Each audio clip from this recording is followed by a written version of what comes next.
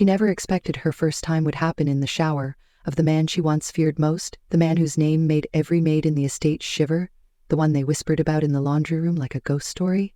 Mason Grant. Cold, rich, untouchable. Lana pressed the towel tighter around her as the bathroom door clicked shut behind her. The steam curled around her skin and blurred her vision. Her heart thudded like a drum in her ears.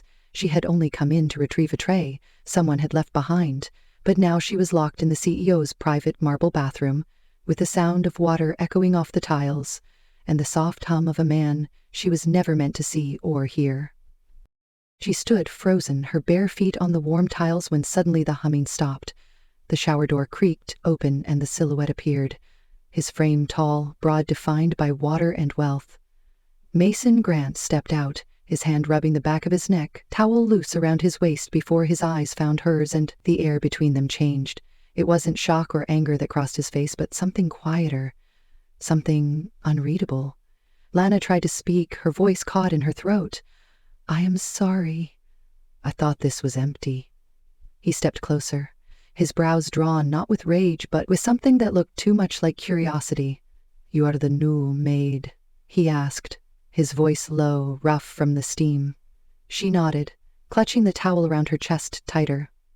"I'm Lena. I just started last week. I didn't mean to interrupt. I was dared to come in here for a prank.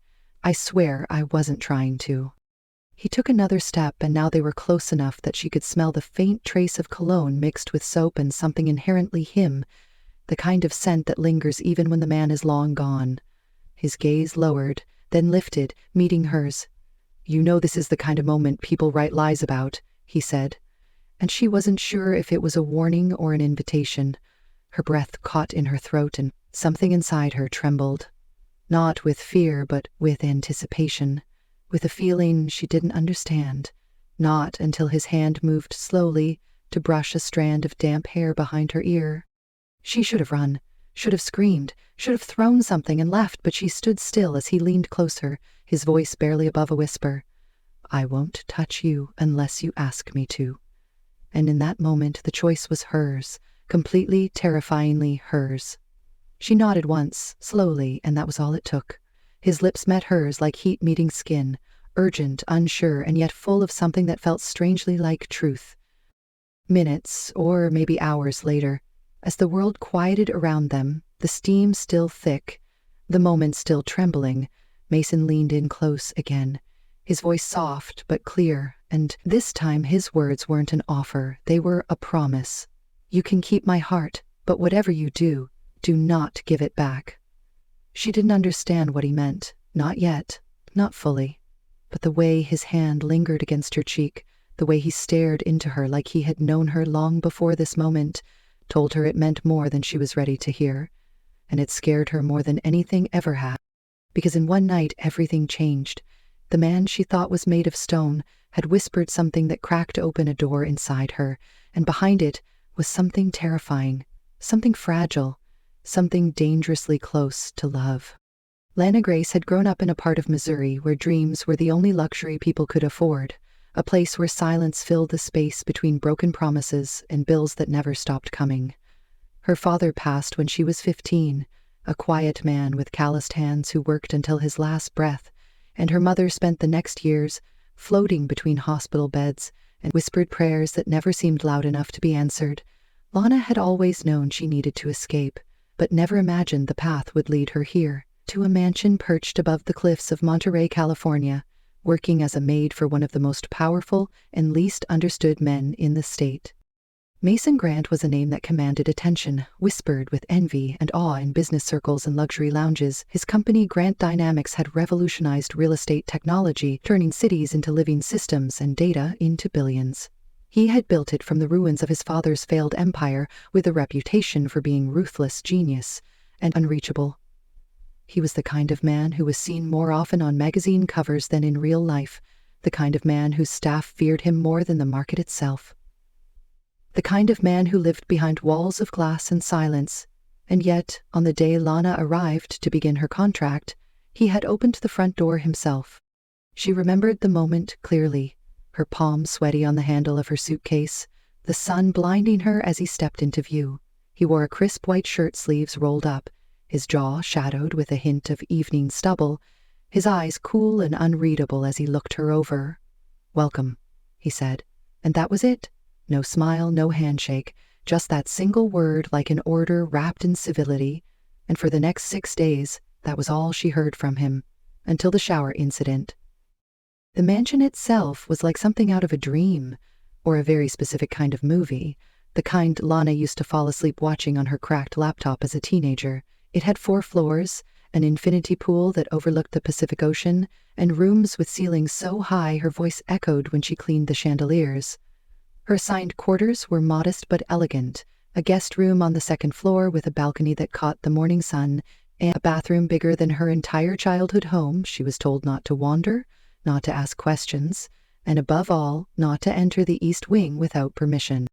Most of the other staff had been there for years, loyal, silent, efficient people who looked at Lana like a temporary wrinkle in their routine.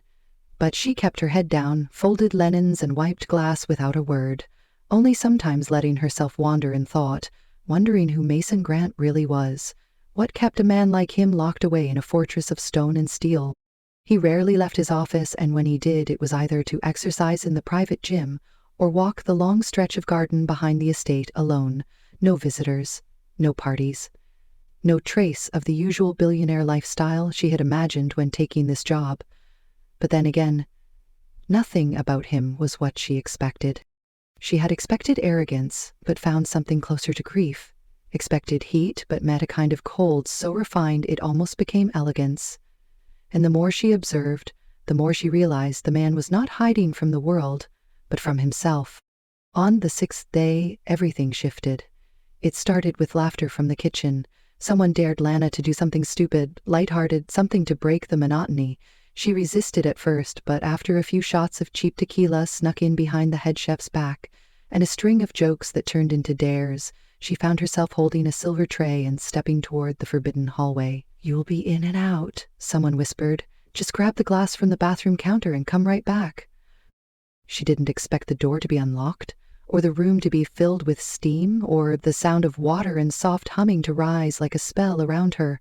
And she certainly didn't expect her body to freeze, or her voice to vanish when he turned and looked at her the way no one ever had. Now everything was different. The mansion didn't feel like a job site anymore. It felt like a game board, and she wasn't sure if she was a player or a pawn. And Mason, well, he was no longer just the man behind the locked doors. He was something else, something unfinished, something beginning.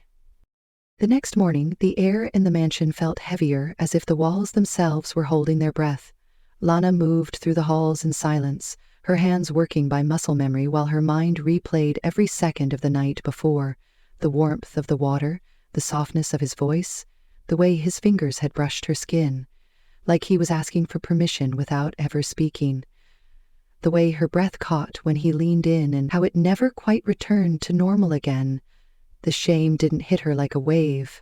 It came slow and hollow, like a shadow creeping along the edges of her chest, reminding her she had broken rules, not just of work, but of her own body, her own story. She had never been touched like that.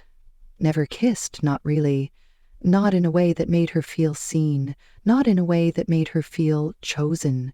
Her virginity was something she'd held on to, not out of religious conviction or some moral code, but because no one had ever made her feel safe enough to let it go until Mason, and yet that thought scared her more than the moment itself, because Mason Grant was not safe, not in the traditional sense. He was power incarnate, a man who could crush reputations with a word, who could replace her in an hour and forget her in a week. So why did it feel like something else had passed between them? Something that reached beyond the skin. That day she avoided him. She cleaned the West Wing twice, mopped floors that were already shining, polished silver that didn't need touching, anything to stay far from the East Wing. But fate was not a respecter of fear, and by evening, as the sky turned orange and pink with the coming dusk, she heard the sound of his voice from the garden. "Lana, come with me." The words weren't a question, and yet they weren't quite a command either. She followed without speaking, her fingers curled around the hem of her shirt, trying not to shake. The garden behind the mansion was wild but elegant. a stretch of land framed by ivy-covered walls and old fountains, and stone paths that wound between rose bushes and tall cypress trees. The ocean below roared against the cliffs far beneath them as Mason walked ahead, hands in his pockets, silent until they reached a bench near the edge. He stopped, turned, and looked at her. "You regret it?" He said it plainly, no flourish, no pretense, just the truth, and she found herself shaking her head even as her voice struggled to catch up. "I don't," she whispered. "I'm just scared." He nodded slowly, as if he understood more than he let on. "Not of me?" he asked, and she hesitated, then said, "Maybe not the way you think, then. How?" He sat down on the bench, his posture relaxed, but his eyes sharp, like a man always calculating. She joined him, unsure where to place her hands, unsure how close was too close. "I've never done anything like that before," she admitted, "and I don't usually, I didn't come here for that." He smiled, but it was a tired thing, not mocking, not amused, just worn, like a man who'd seen too many people say too many of the same things. "Neither did I," he replied. "I've lived in this place for years, surrounded by people who pretend to care, who smile because they want something, but last night, you didn't want anything from me, and that was rare." His words made her stomach twist, and not in a bad way, but like something was waking up, something she hadn't realized had been sleeping. "You don't even know me," she said barely above a breath, and yet he looked at her like he did. That night changed something between them. A thread had been pulled, and now the fabric of their roles no longer fit as neatly. Lana still cleaned the rooms, folded the towels, arranged the flowers, but now, when she passed him in the halls, their eyes met and held longer than before.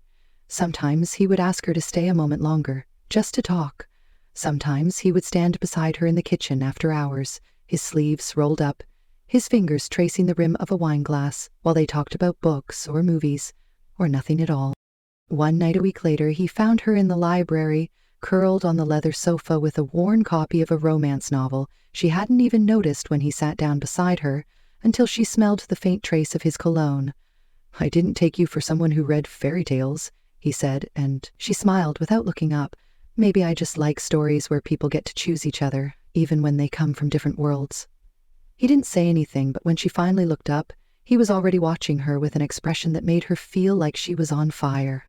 Still, they never spoke of the shower again, as if saying it aloud would break the spell. Instead, they let the silence between them do the speaking, and that silence grew heavier each day, thicker, until it felt like something had to give. That moment came during the gala. Every year, the Grant Foundation hosted a charity event in the city's most luxurious hotel, a place of chandeliers and marble and velvet rope. Lana was not supposed to attend. She was staff invisible, background. But this year, everything was different. Mason called her into his office 2 days before and told her he needed her help. "I want you there with me as a guest," she blinked, unsure if she heard him correctly. "Why me?" "Because I trust you," he said, and that word hit her harder than anything else ever had. He sent a dress, a long emerald green gown that shimmered when she moved, with shoes and earrings, and a small handwritten note. "You belong in more than uniforms," when she entered the ballroom, on his arm. Every head turned, whispers flitted through the air like dust, but Mason kept her close, his hand resting lightly on her lower back, introducing her not as a maid, not as a date, but simply as someone important. Her name on his lips sounded like something holy. Later that night, after too much wine and too many forced smiles, she found herself on the hotel balcony, the city glittering below her like spilled diamonds, the air cool against her skin, and suddenly Mason was beside her again. "You were amazing tonight," he said, and she laughed, barely holding back the truth. "I don't belong here." He looked at her and said something that made her entire body still. "You belong wherever I am." And then he leaned closer, his breath warm against her ear, and whispered the words that would change everything. "I need you to pretend to be my wife for the next 3 months." Mason's words hung in the air like a challenge too big to ignore. Lana stared at him. The city lights shook from the gentle breeze. Her mind a whirl of questions. Why me to be his wife? What did he hope to gain? But before she could speak, his gaze shifted to the skyline, the world outside their secluded balcony, a stark contrast to the secret world they were building together. Lana's breath caught in her throat, because she realized in that moment she didn't need to belong to the world. She needed to belong to him. Suddenly, everything else seemed small compared to what lay between them. He reached out one finger, brushing a strand of hair behind her ear, and said it again. I need you as my wife for 3 months to secure a merger and to protect the foundation, and I want you by my side. And even though her mind screamed this was terrifyingly public, her heart whispered, yes, please. They spent the next few days preparing for the contract, living side by side in the guest quarters, shadowed by the mansion, but closer than they had ever been. She found herself slipping into routines with him, waking together, sharing coffee in the breakfast room. Her emerald dress pressed on the bed before them became something more than a costume. It became a shield, a promise. He watched her often in the mornings, sunlight brown eyes soft and attentive, as though he was memorizing her for times when he would have to go back to being Mason Grant, the CEO of an empire. Lana began to notice small differences in him. The way he laughed more easily when she was around. The way he slowed to show her private corners of the estate, places no one else was allowed. He didn't hide from her. He invited her in. But even as they grew closer, a twist of doubt began to coil in the back of her mind, because she had found that folder of documents in his study, the one that revealed the story of her father, of the trust fund he had set up to rescue his company after the crash, the same crash that had taken everything from her family and caused her father's final breakdown. The same company that Mason had stepped into and rebuilt from nothing to billions. She confronted him in the dead still of his office, late an evening when the city outside was quiet enough to hear regret. She laid the folder on his desk and spoke it all.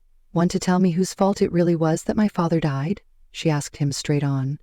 And Mason's expression shifted, suddenly, vulnerable, like a man who had been carrying a secret too heavy for one lifetime. He took a long, slow breath and said, Your father saved my company when I needed it most. He staked everything to keep it alive because he believed not in me but in what I could do for the people I had never met. And in doing so, he lost everything but integrity. And then he paused, as if waiting for something, before he added, I have carried his debt every day since, not out of obligation but out of gratitude. Because I never knew how to repay him until I met you. Lana's heart twisted and shook her legs, nearly gave out as he said, I thought hating me would be easier than loving me, but now I know they are the same thing, always wrapped around each other like this. The next morning, Lana decided to leave the mansion by moonlight. She packed her clothes into her worn suitcase, her hands shaking not from fear but from sorrow, because she had fallen into something terrifyingly beautiful, and yet there was no place in Mason's life for her, not really. Not once the contract was over. She tucked a small note into his study addressed to Mason. I cannot be your wife, but I can be your heart. She left it on his desk, among the silent papers, and slipped out the door before dawn. But the last thing she heard before the gate closed behind her was his voice, low and raw. Lana, don't run from us. And that plea echoed like a prayer in her mind as she disappeared into the night. Weeks passed with no word until one evening she received an email, not from his assistant, not from the company address, but from Mason himself. It simply said, meet me at the library Thursday night, and nothing else. Her heart throbbed as if he'd sent the message with his own pulse. She had no apartment in the city anymore, or a storage building full of her belongings, just a single copy of that emerald dress she had never worn again, and enough courage to walk back through those front doors, because despite everything she knew, she needed to hear it from him again. When she arrived, the library was empty and silent, except for the smell of old leather and the faint drone of the ocean in the distance. Mason stood under one of the tall windows, his silhouette caught between the lamplight and the stars. He turned when she stepped in. He walked across the room, his hands open, stopped 2 feet away from her. He didn't look angry or triumphant. He looked relieved. I was wrong, he said, without sounding like he'd rehearsed it. I built an empire, but I forgot how to be human without you. And he reached forward, placing one hand on her cheek, his thumb stroking down her cheekbone, as though he was memorizing the shape of her face. Your father saved me. Your love saved me. Now I want to repay them both. Lana's voice faltered, like a glass cracking. I don't know if I can trust a promise made so late. He let out a breath softer than relief. I don't expect anything from you but the truth. And he stepped back between them. Hold out your hand. She was afraid only because she didn't trust that fairy tales had places in mansions. He knelt on one knee on the library floor, the carpet thick beneath his suit trousers. He slipped a modest ring onto her finger, simple, elegant. It was a place-holding ring, a promise. Mason looked up at her with those brown eyes that had softened into something better than power alone. I don't want a contract anymore. I want you as my wife, for as long as you will let me.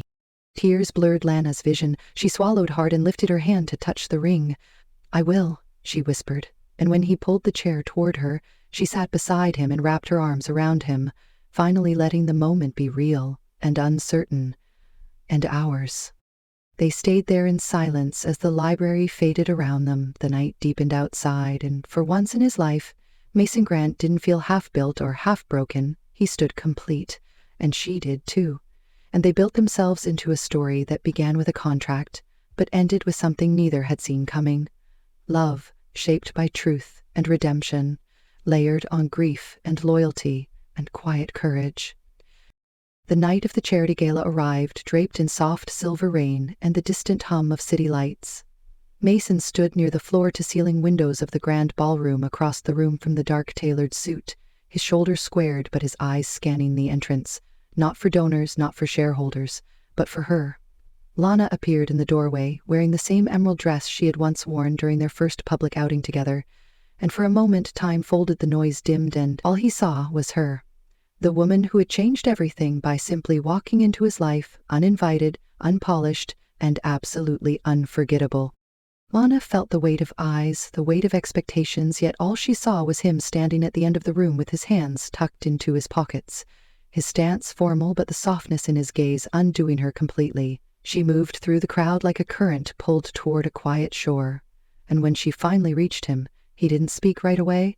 He simply looked at her with a mixture of disbelief and gratitude, as though he couldn't quite believe she had come back. Not after all the distance, not after the doubts, not after the silence. "You look beautiful," he said, his voice barely audible over the soft music. But it wasn't the compliment that reached her. It was the sincerity behind it. And she nodded, unsure what else to say. This wasn't just a reunion, it was a reckoning. A moment that held the weight of everything unspoken between them. Before either could say more, the gala host appeared, inviting them to the stage, where Mason was scheduled to present the final donation to the children's hospital. Lana hesitated for a heartbeat, unsure if she belonged there. But Mason offered his hand, silently asking her to stand beside him, and she did, her fingers sliding into his with quiet certainty. As they stepped onto the stage, the crowd applauded, but Mason's voice, when he finally spoke, didn't carry the polished tone of a CEO. It trembled with something deeper, something real. "Tonight isn't just about money or buildings or legacy," he said, looking not at the audience but at Lana. "It's about second chances, about finding something worth more than profit, more than prestige, and somehow knowing you may lose it if you don't fight for it." His voice cracked, and he let it, no script, no pretense, just truth. "I owe the man who built this company everything. But I owe the woman beside me even more, because she reminded me that power without purpose means nothing, and love without courage is just another secret buried under fear." The room fell into silence, and Lana's breath caught in her chest, because she knew this wasn't about business. This was him choosing to say it in front of the world without asking for anything in return. And just like that, she felt something shift, something open. She reached for the microphone, her fingers brushing his, and said softly, "I was never meant to be here. I was a maid in a mansion where I didn't belong, in a life too big for me. But somehow, I found someone who didn't care where I came from, only where I was willing to go with him. And if love is a gamble, then tonight, I choose to bet everything on it, because it's the only thing that's ever felt like home." The applause came like a wave, but it didn't matter to them, not anymore. Their hands still held the electricity of truth, still bound by the quiet promise between their eyes. After the ceremony ended, they slipped outside into the soft rain. Mason removed his jacket and placed it over Lana's shoulders, and for the first time since that day in the shower when everything had begun, she leaned her head on his shoulder with no fear, no hesitation, just belonging. But the peace didn't last long. By the time they returned to the mansion, Mason's lawyer was already waiting, a man with sharp lines and sharper news.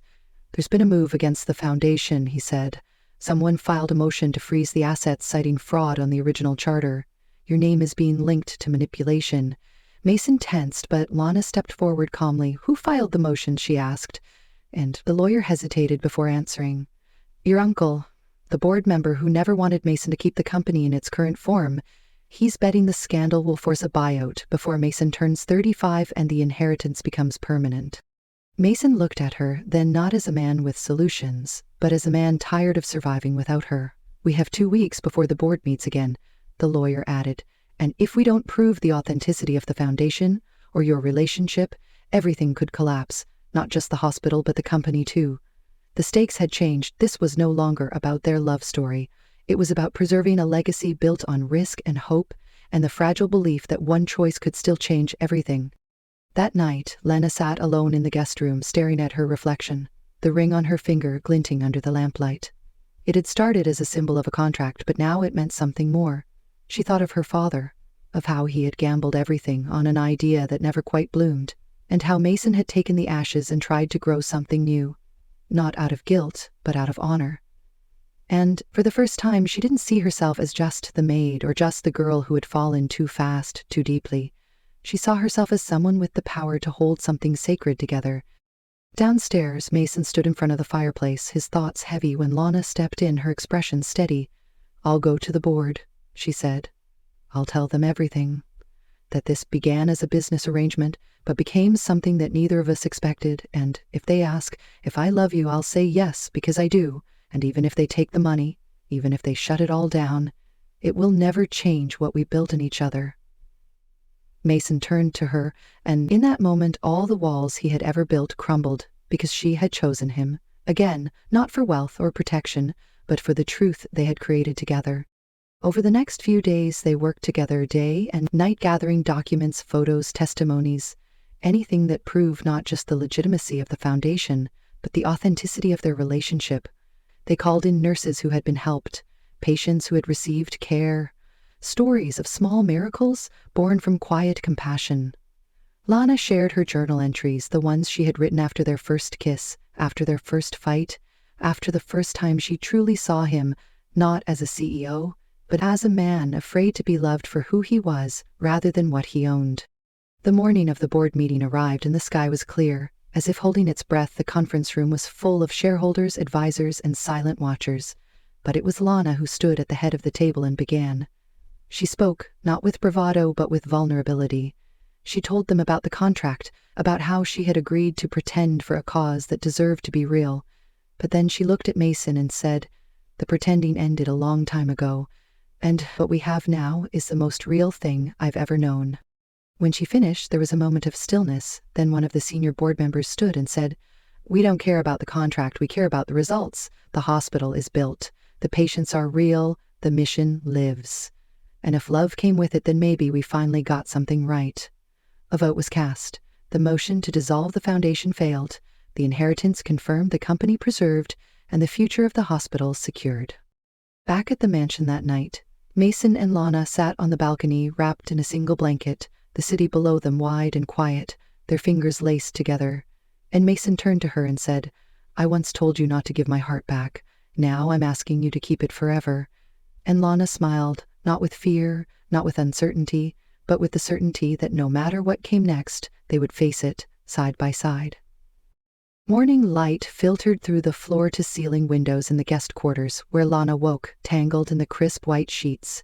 Memories of the gala and the board meeting drifted through her mind like soft music. She smiled without fully waking, then realized Mason was gone, causing a dull ache in her chest. She swung her legs over the side of the bed and noticed a note on the nightstand. It was from him, 4 simple words, "Call me when you wake." They weren't grand gestures, just a quiet reminder she wasn't alone. Downstairs, she found him in the library, sitting at the grand desk, scattered papers, evidence of their efforts strewn around him, his posture stiff as though waiting for her. She crossed the room and slid into the chair across from him. He looked up, and there it was, the vulnerability she loved and feared all over his face. "Are you okay?" he asked gently. She nodded, almost failing to speak. "My heart is full," she said, "but my mind is tired, because what we built doesn't belong to just us anymore. It belongs to everyone who believed in us. And isn't that beautiful? Yes, she whispered, because real love is never private. It's public, messy, and raw. And when it's tested, it either breaks or it shatters glass ceilings. They worked through the day, drafting speeches and letters and reviewing terms for the hospital launch. Everything they had built teetered on those final details. But then Mason paused, closing his eyes as though trying to steady his breath. Lana reached out, brushing her fingers across his knuckles. When he opened his eyes, she saw the weight he carried. He hadn't been to sleep since the night before, because after the vote, his uncle filed another motion contesting the inheritance, claiming that the contract with Lana gave him undue influence.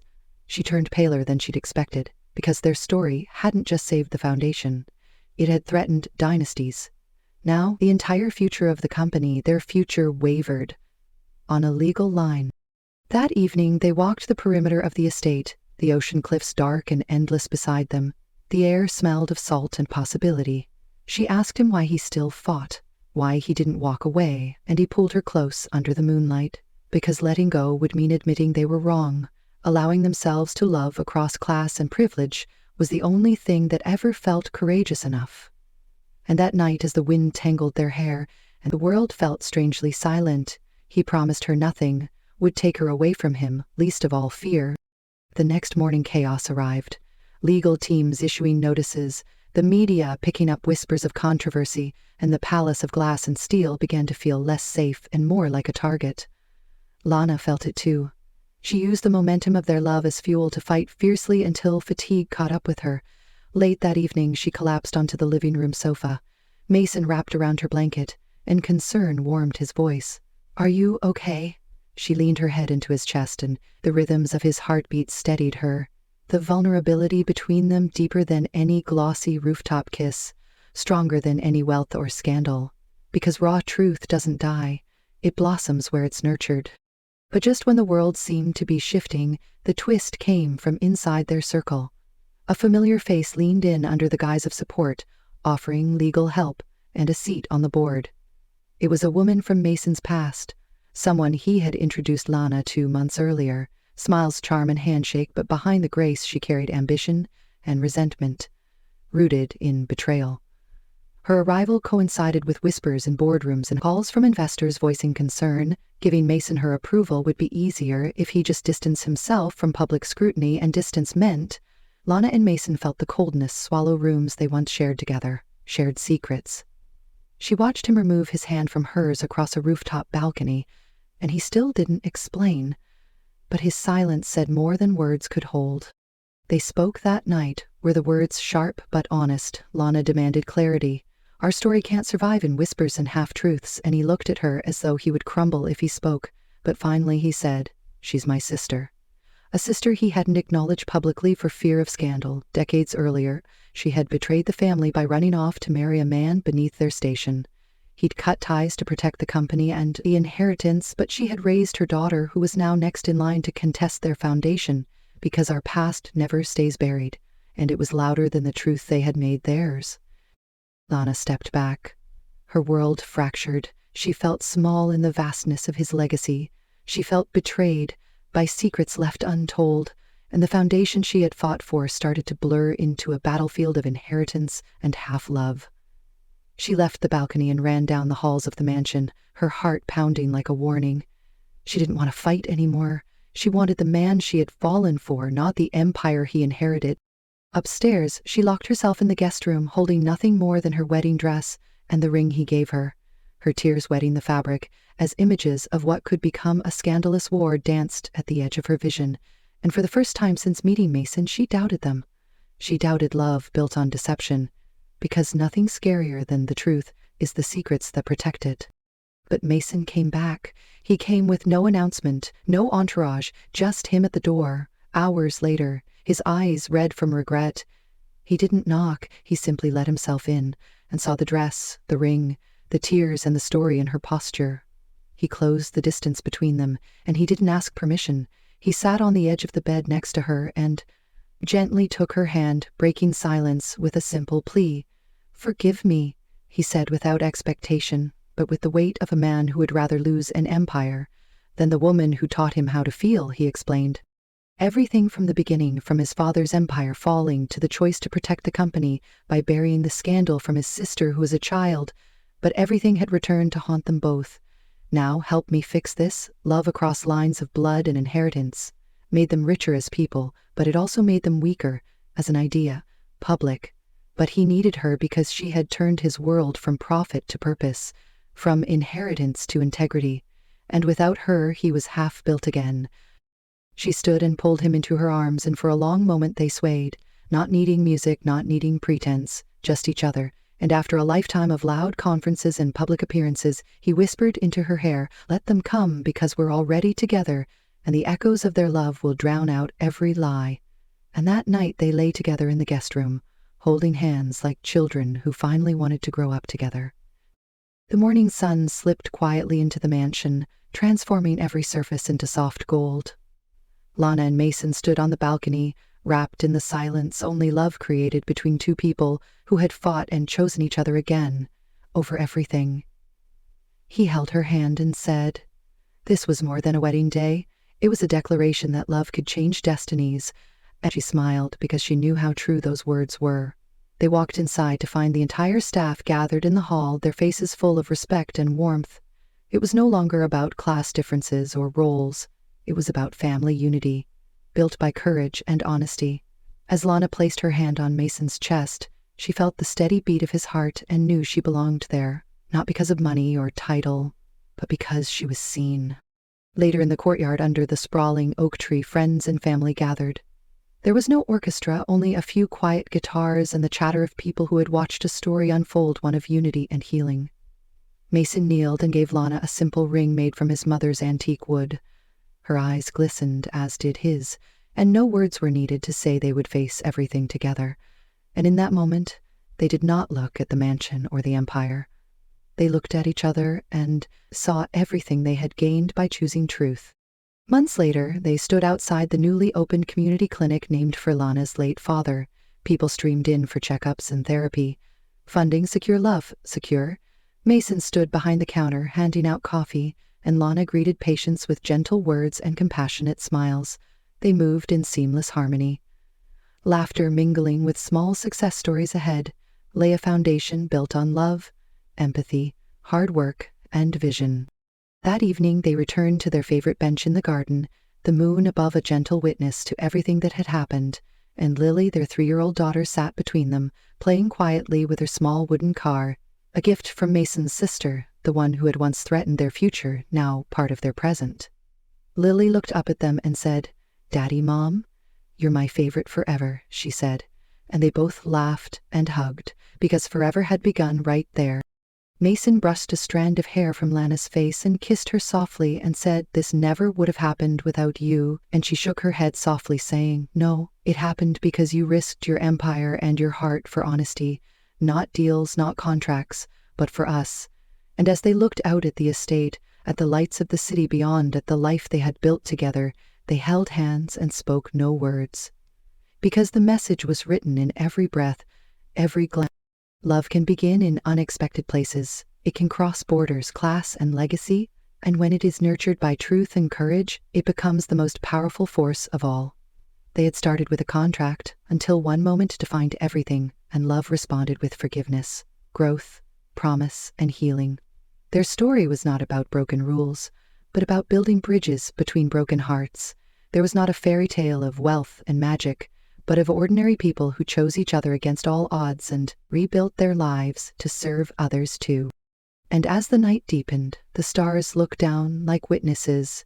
They had loved through trust and transparency, and in that quiet, promised that shadows and trophies and titles were nothing compared to a life built on kindness, honesty, compassion, and a love that never asked permission to bloom.